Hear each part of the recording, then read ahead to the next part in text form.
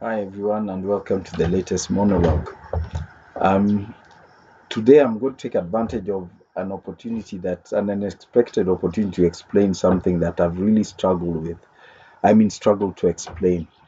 I've talked many times with various colleagues about imperialism, but Kenyans struggle to understand what this is. Obviously, it's because of our aversion to reading and our aversion to history.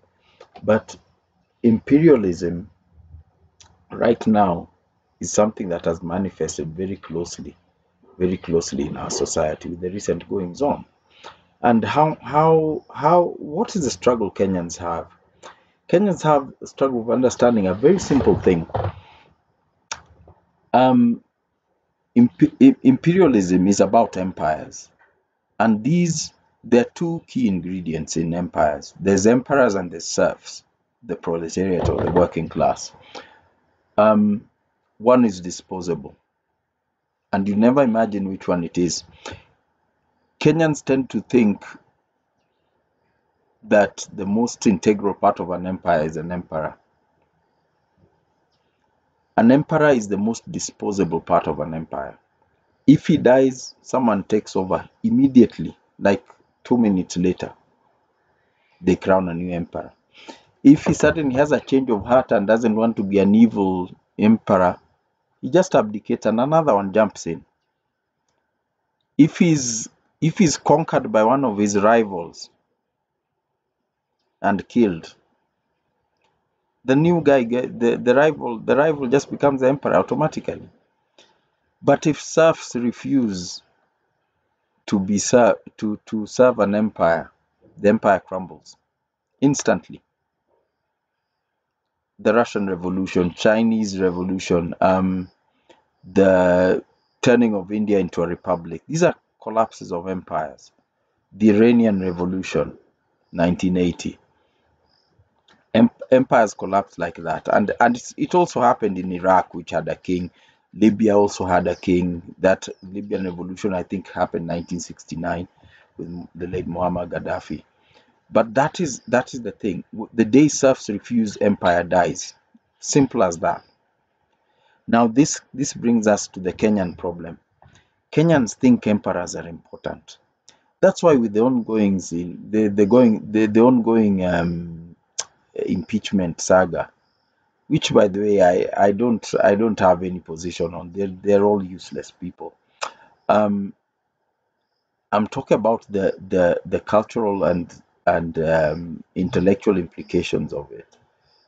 If you look at what's going on, the we have nobles or emperors that have fallen out with each other, and as the serfs, the empire, these are very disposable people. But as the serfs, not instead of seeing a sudden appearance of a space that might allow us to assert ourselves in some way, we are busy cheering the fight of we are busy cheering on the sidelines for our favorite emperor. So and so is better than this, so and so is better than so and so. This is just revenge for what this tin god said to our tin god. He's now having to pay for his arrogance. They're all arrogant, every single one of them. We the serfs are the ones who are stupid. It reminds me of the story. I don't know if it was Frederick Douglass who said that during slavery in the Americas, on the rare occasions when slaves would meet slaves from another plantation, instead of trying to talk on ways of how to get freedom, they would fight bitter fights about whose master had the most grandest mansion, which plantation was the biggest, most productive, most beautiful. They'd fight over that. That is the mentality of slaves, and that's the mentality of serfs, and that is the mentality of the average Kenyan, that of a serf. So here we are looking on the sidelines and cheering this fight of nobles. It's almost like you're a robbery victim at night, and one robber grabbed you by the neck, then another robber came and started fighting with this robber who was robbing you. Instead of running away, you are sitting there watching the fight, wondering who will win the right to rob you. In fact, you even have a preferred robber. I'd rather be robbed by that one for whatever reason. And that is at the sort of governance level. If you, I'm not an expert in law, but from what I heard during the process, the framers of the 2010 Constitution of Kenya sought expressly to do away with the imperial presidency, and they put in all these legal instruments that they felt would achieve that aim. But they forgot to deal with, and this is the part of civic education. They didn't realize, we talk a lot about civic education in Kenya, but we don't understand it. Civic education is like what I'm doing now. That's why they didn't deal with the issue of serfs who love imperialism. They framed a constitution to deal with the power of emperors, forgetting that the emperors, a good portion of the power of emperors, or the foundation of the power of emperors, is from compliance of the serfs. So if they taught the serfs, we might have had a change much faster than what we are going through. So the constitution was not meant to do everything on its own. It's like a skeleton on which we build our society. There's no perfect constitution anywhere in the world. And if you look at human beings, human skeletons are basically the same. I mean, unless you give the difference between a man and a woman skeleton. The what we see, the human being, this is the soft tissue that's a product of age, a product of exercise, lifestyle, diet, what experience, etc. That's what makes the person you see. But we ignored that in the framers of the constitution ignored that, and they assumed that we didn't want imperialism. But you forget how comfortable slaves can get in the slave quarters, and that needs to be addressed. So we are imperialist at heart, and I mean the Kenyan serfs. This is why even primary schools are little empires. That's why a teacher in a primary school where you are paying money for your child to be educated can order you as a parent to go and pick up bottle tops and make a water shake or tambourine, whatever. And you can't tell him, hell no, you have no right. That's an emperor, and you are supporting imperialism. Despite the fact that you are a senior member of society, you are a parent, you may be older, more educated than that teacher, he can order you to go do something. If you can't stand up to the primary school teacher teaching your kid, do you think you can stand up to a minister or an MP or an MC or a senator or whatever? And this is why even our labor situation is so bad in this country. Trade union leaders have become rent seekers. They're not tools of the work serving the workers to get better terms. They're tools of employers serving employers' need to suppress the workers and get more work for less remuneration or for worse conditions. That's what they do. How many times have you seen workers go on strike and actually achieve something? They go on strike and then suddenly they're back to work and none of their problems were solved. You see workers on strike today over an agreement that was signed in 2019, 2018, 2017. The reason it hasn't been implemented is because their unionists are being paid off. Simple as that. And this is why trade unionists are such wealthy people, flaunting their wealth wearing gold jewelry. It's because they serve the employers, they don't serve the workers. If we look at our diplomats, let's go to the global stage. How many of our diplomats actually serve Kenya's interests wherever they are in the world? They're just there to book hotels and do diplomatic services for the emperors when the emperors visit.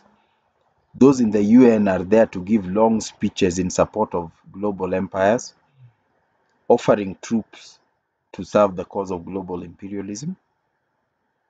We are imperialist at all levels. At international level, at national level, at local level, at ward level, county level, at even primary school level. Imperialism lives and breathes in the heart of Kenyan serfs. The emperors we have are just those who have positioned themselves in the tree of imperialism to pick and eat the fruits. This is why when they fight, when our exploiters fight, we take sides cheering one exploiter against another exploiter. And this is why even in parliament, our legislators cannot vote on issues. Recently, there was a farm bill criminalizing all sorts of agricultural production and marketing and sharing of seeds and all this. MPs from agricultural areas voted in support of it. Look at the MPs who have voted in support of the proposed new taxes on livestock, on various animals.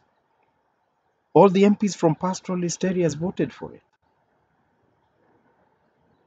When we go to our conservancies, there is no, all these, the Nature Conservancy, Northern Rangelands Trust, all these conservancy organizations that are disenfranchising locals, none of them, to their credit, none of them has ever gone and coerced anyone out of their land. None of them have gone with guns the way colonialists came and pushed our forefathers off their land.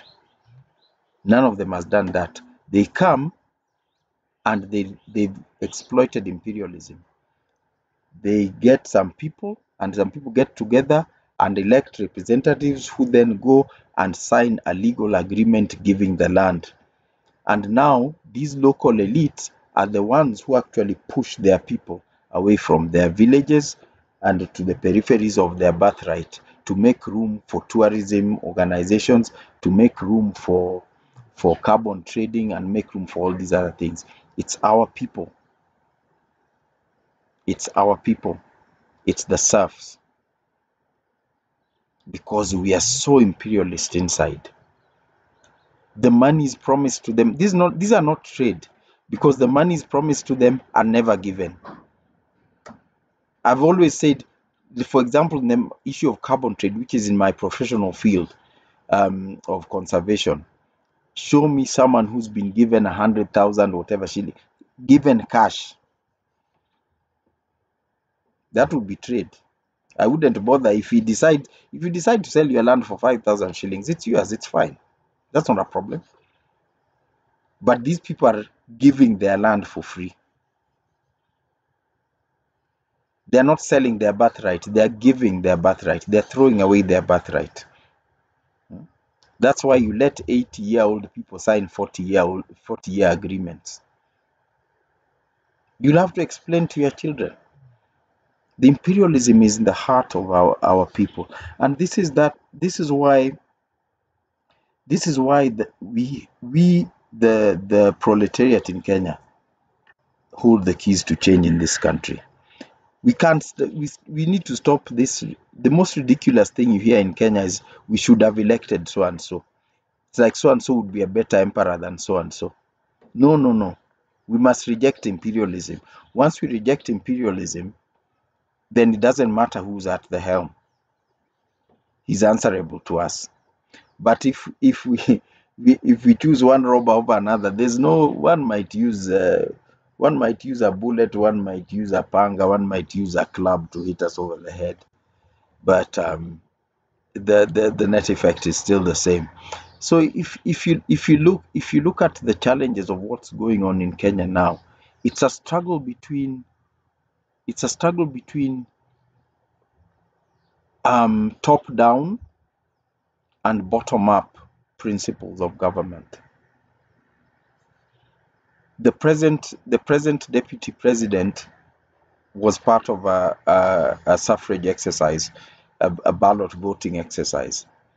The next one will be an appointee. The bottom up one versus we've discarded the bottom up one, and we are going towards a top down one. And the way people are cheering the process shows you that we are imperialist. And I'm not talking about the person, I'm talking about the office. we are actively rejecting our own voice in choosing our leaders. You'd have to travel far and wide in this world to find something quite as stupid as that. But that's the reality we live with in Kenya. That's what imperialism does to people. I'm not sure. It must have been Malcolm X who said that the most powerful weapon in the hand of the oppressor is the mind of the oppressed. And the mind of the oppressed in Kenya is a colossal tool, because our minds are so pliable. We can't see beyond individuals. We can't see beyond tribes. We can't see beyond anything. I mean, look at the Gen Z protests and some of the leaders who emerged from there. These are young people, many of them in their 20s and all that. And I see people of my age, middle-aged people, expressing disappointment that, oh, we thought this guy has suddenly joined this and that camp. We expected to, he's sort of let us down and all that.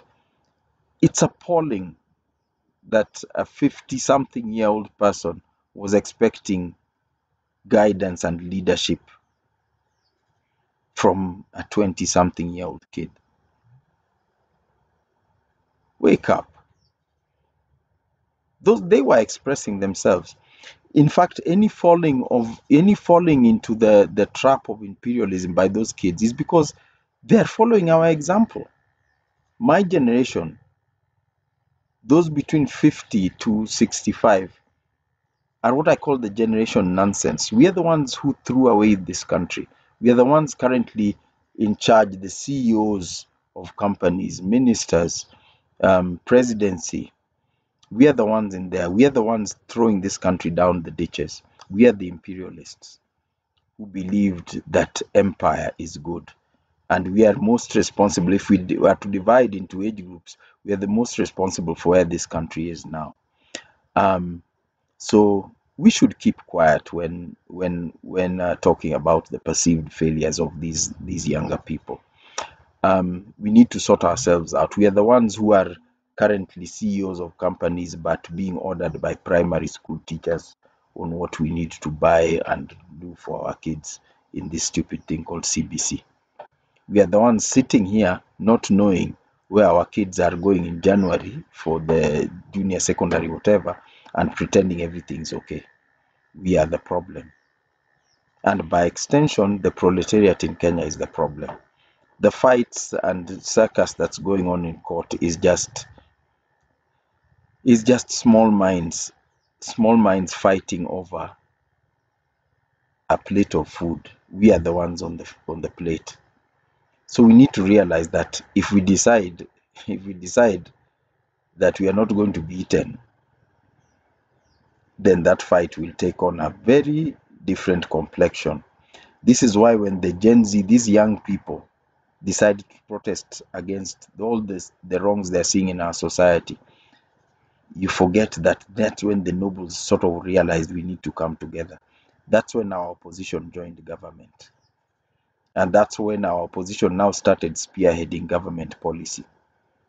You need to understand you're a serf. You're the food of empire. You are not one of the owners of empire until you decide to change. That's how imperialism works. And I hope for those who are still struggling with the problems of the concept of imperialism, I hope this leaves you in a better place intellectually to understand. Start at home, start with your farm, with your cows, with your goats, with your kid in primary school. Stand up and ask questions there.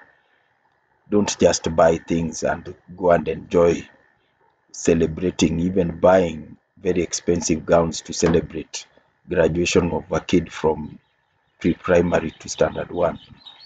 Yet you didn't take the opportunity to have any input on what that kid's actually being taught in school.